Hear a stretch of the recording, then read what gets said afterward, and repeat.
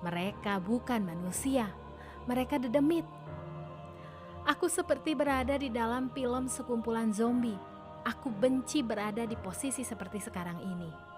Beruntungnya aku bisa berlari menjauh lebih dulu, karena dalam bentuk mereka hanya bisa berjalan cepat. Bahkan ada yang merangkak karena bagian tubuh yang tak utuh lagi. Yang makin menyeramkan saat orang tanpa kepala dari mereka melemparkan kepalanya ke arahku. Ya Allah, tolong aku.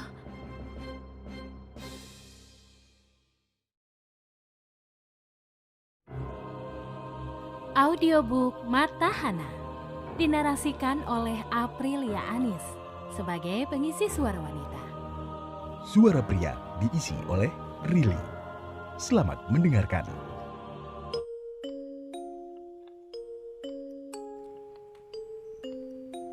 Episode 8. Tersesat di alam lain.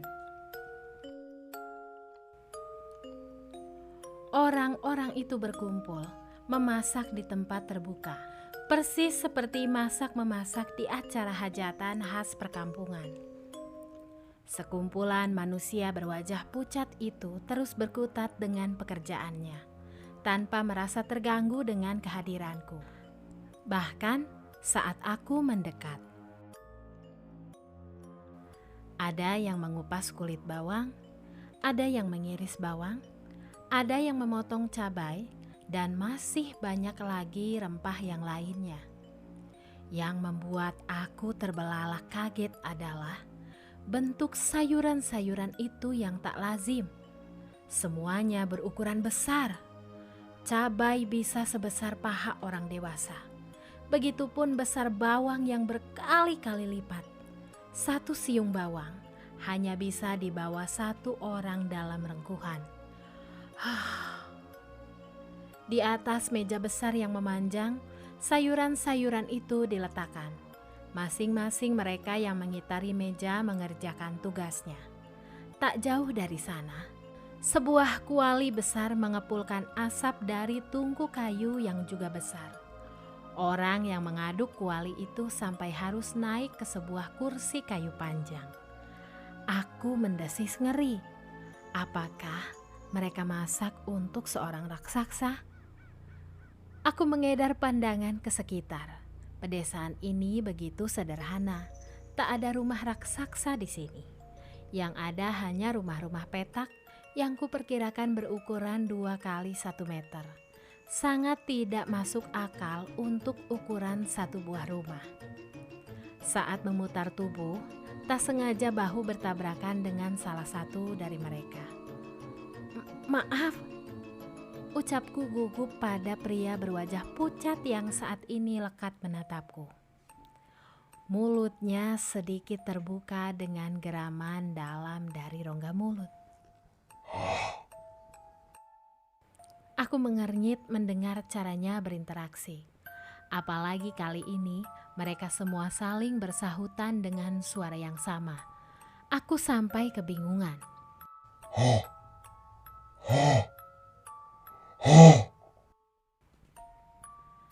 Setelah mengucap berulang-ulang, pria di hadapanku menunduk dalam.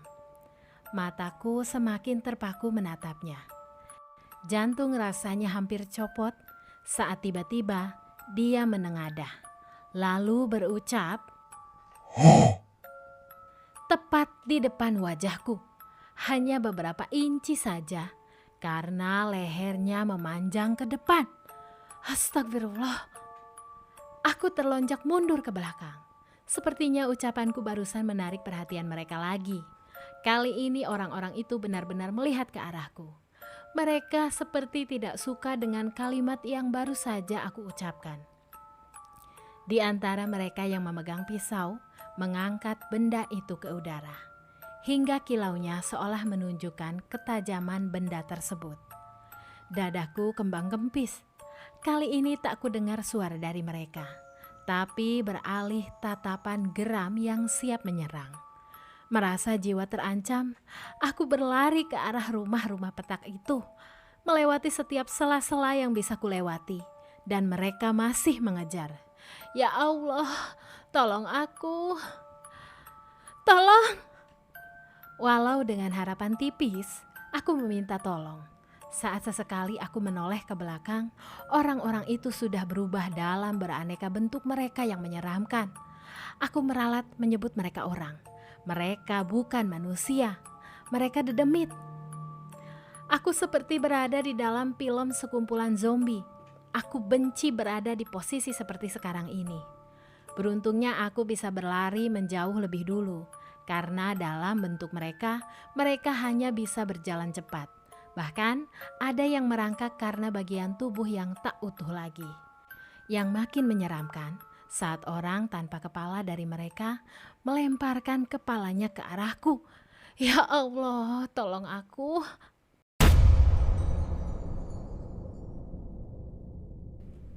Dalam kepanikan, langkahku terhenti. Aku bingung harus berlari kemana lagi. Perkampungan ini ternyata begitu luas. Sementara sekumpulan makhluk aneh itu masih mengejar. Merasa terdesak, aku memasuki sebuah rumah yang berbeda dari rumah-rumah di sekitarnya. Rumahnya sama dengan rumah yang lain, berukuran 2 kali 1 meter. Hanya bedanya, ada hiasan rangkaian bunga di depan rumah itu. Setelah masuk ke dalam ruangan gelap itu, aku menahan pintu dengan segenap tenaga yang tersisa. Di balik sela pintu, aku terus mengintip keluar. Ajaib, mereka kehilangan jejak dan perlahan berlalu pergi. Setelah memastikan mereka benar-benar pergi, aku berbalik badan dengan masih menahan pintu dengan punggung dan kepala. Aku mengatur napas, ada kelegaan setelahnya.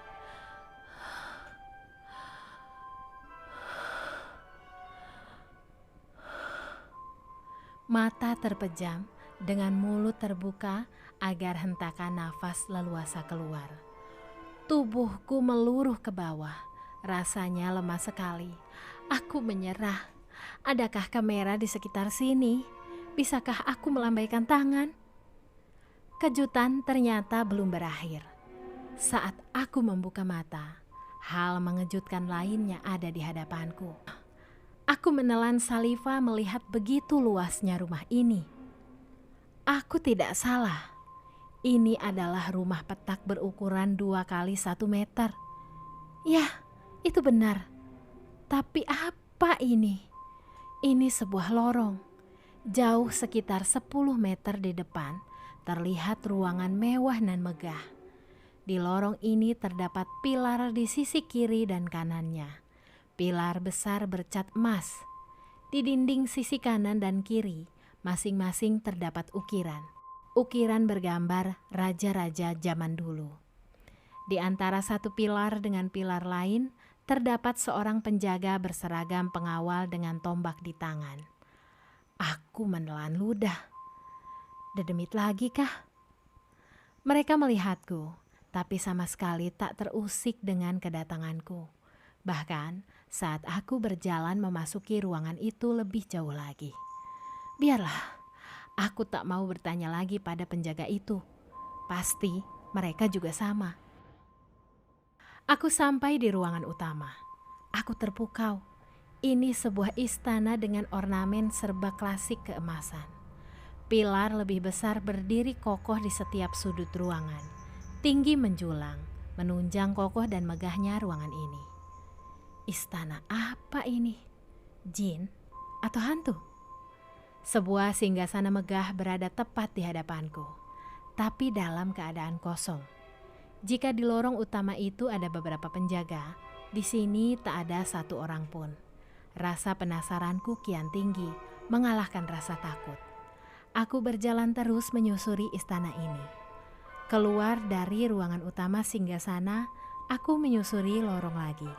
Sepertinya lorong itu jalan menuju ruangan-ruangan lain yang ada di istana ini. Seperti lorong utama, di pilar lorong penyambung ini ada beberapa penjaga yang bersikap sama seperti sebelumnya. Berjalan cukup lama, aku masih belum menemukan ujung istana ini. Sebegitu luasnya kah rumah petak berukuran 2 kali 1 meter ini? Tipu daya yang sangat luar biasa. Langkahku terhenti tepat di sebuah kamar. Pintunya dalam keadaan terbuka. Aku berhenti karena mendengar nyanyian seorang gadis dari dalam sana. Suara dan lagu yang tak asing bagiku. Aku memberanikan diri memasuki kamar itu. Kamar yang tak kalah luas dan mewah, dengan perabotan-perabotan dari kayu jati berukir klasik. Gadis itu duduk di depan cermin hias, tengah mematut diri. Dia terlihat seperti gadis-gadis di masa lampau, mengenakan kain batik dengan kebaya dan rambut disanggul. Persis seperti gadis yang menaiki tandu di mimpiku. Dan dia juga gadis yang sama, Yuli.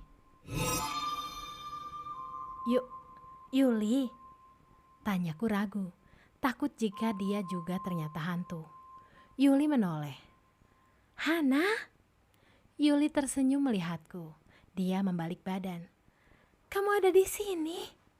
Tanyanya antusias seolah dia tidak percaya. Ini beneran kamu kan? Aku memastikan.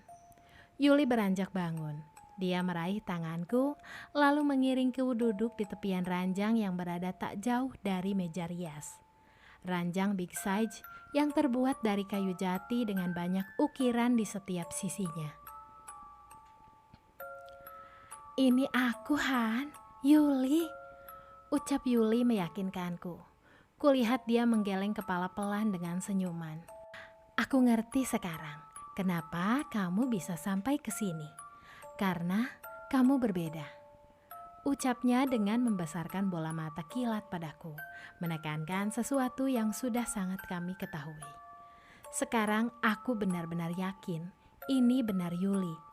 Tapi kenapa dia ada di sini? Tempat apa ini? Segera aku teringat keadaan Yuli terakhir kali. Dia tak sadarkan diri, berteriak-teriak kesurupan, bahkan mencekiku. Apakah jiwanya tersesat di bawah dedemit gunung? Pulang Yul, ajakku. Aku baru menyadari tengah berada di mana saat ini. Alam gaib. Alam yang mempunyai dimensi bahkan bertumpang tindih dengan alam manusia. Mendengar ajakanku, seketika mimik bahagia Yuli berubah drastis. Hana, Yuli meremas tanganku. Aku suka tinggal di sini. Tempatnya tenang, indah, dan di sini mereka melayaniku seperti seorang ratu. Yuli, kamu sadar apa yang kamu ucapkan? Sadar, Han. Aku sadar kok. Aku hanya mengikuti keinginan hatiku. Di tempat ini, aku menemukan kebahagiaan. Aku sudah capek, Han. Aku sudah capek dengan kenyataan hidup yang meski aku terima. Dan aku memilih jalan ini. Yuli, lari dari masalah bukan jalan keluar.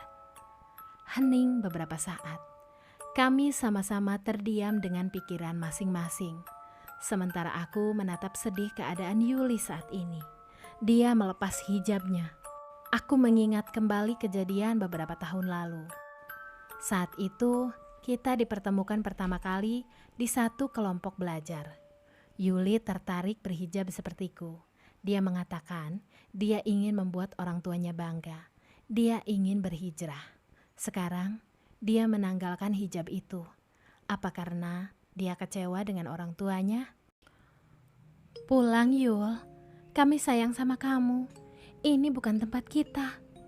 Aku mempererat genggaman tanganku pada Yuli, agar dia mengerti akan harapan yang begitu besar ini. Enggak, Han, aku enggak mau. Yuli tetap bersikukuh. Ya Allah, harus dengan cara apa lagi aku membujuknya? Sedikit banyak aku pernah mendengar, jika seseorang tersesat di alam lain, hanya kemauannya sendiri yang bisa membawanya pulang. Lalu, kenapa aku tidak kembali sementara aku sangat ingin? Mungkin karena hatiku menginginkan Yuli juga pulang. Makanya aku sulit untuk kembali. Jika saat ini aku mengikhlaskan kemauan Yuli, sepertinya bukan hal sulit bagiku kembali. Tapi tidak, aku tidak akan pulang sendiri. Yuli harus pulang. Aku akan tetap meyakinkannya, walau mungkin akan sulit, karena tipu daya setan tengah mempengaruhi Yuli untuk tetap tinggal di sini dengan segala keindahan yang diciptakan. Apa kamu gak kangen sama aku, Nita, Risma, Novi? Cacarku. Aku bisa lihat kalian kapanpun kok. Orang tua kamu? Aku menekankan. Kamu tidak mau peluk mereka. Mereka cuma punya kamu, Yul. Apa kamu tidak kasihan? Tapi mereka juga tidak peduli sama aku, Han. Lebih baik aku cari kebahagiaanku sendiri. Biarlah mereka bahagia dengan pilihan mereka. Yuli tersenyum miris. Aku tak kehabisan akal. Aku punya seseorang yang mungkin akan menarik Yuli pulang. Yul, ada satu orang lagi yang harus kamu perjuangkan. Ayudi. Yuli merakahkan senyum. Apa aku berhasil? Yes. Lantas, tatapannya beralih ke belakangku. Senyumnya semakin terkembang. Sepertinya dia melihat seseorang yang spesial di sana. Raden, ucapnya. Terdengar derap langkah kaki mendekat. Raden? Siapa Raden? Aku menoleh. Entah berapa kali mata ini membelalak sejak tiba di tempat ini. Seorang pria dengan pakaian bak pangeran dengan gagahnya berdiri tepat di sebelahku. Kilauan aksesoris dari emas menambah sinar dalam dirinya. Dengan kegagahan dan wajah tampan rupawan. Wajah itu. Aku benci mengatakan hal ini. Dedemit itu sudah satu langkah di depanku. Bagaimana bisa dia menyerupai Yudi sesempurna ini? Bolehkah aku mengumpat saat ini?